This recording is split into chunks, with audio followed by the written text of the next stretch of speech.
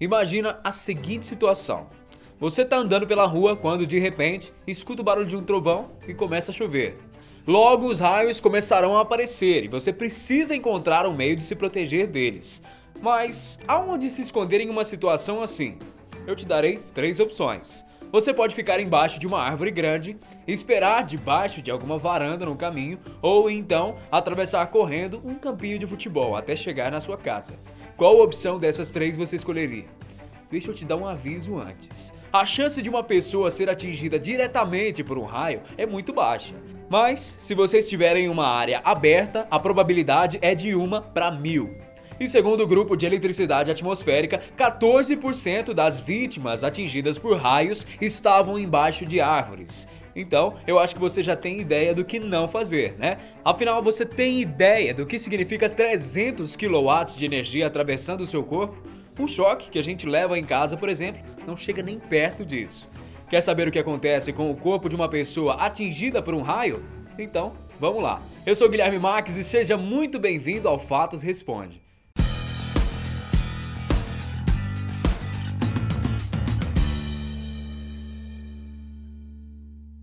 O Brasil é o campeão mundial em incidências de raios. Cerca de 50 milhões atingem o solo brasileiro todos os anos. E segundo o Instituto Nacional de Pesquisas Espaciais, 76% das mortes provocadas por raios acontecem durante a primavera e o verão.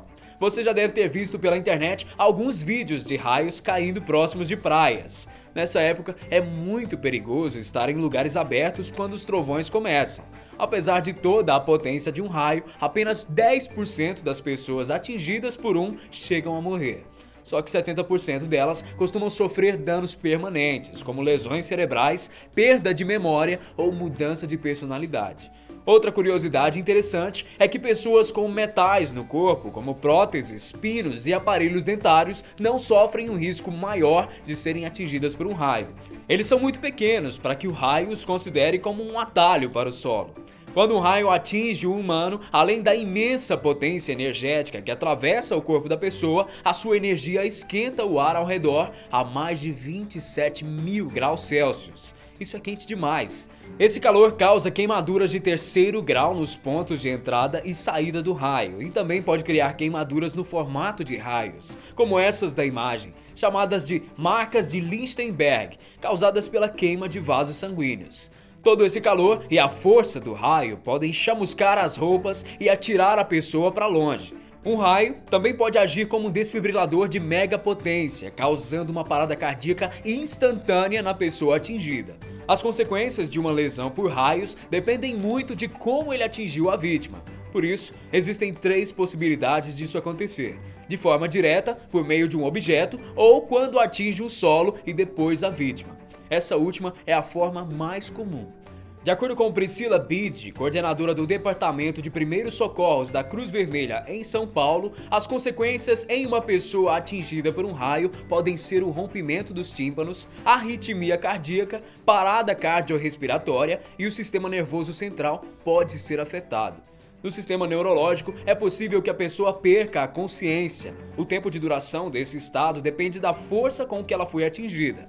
Também é possível sofrer danos cerebrais, resultando na perda da memória ou amnésia de curto prazo. Segundo o Instituto Nacional de Pesquisas Espaciais, para evitar que isso aconteça com você, não saia de casa ou de um abrigo seguro durante as tempestades, a não ser que seja absolutamente necessário.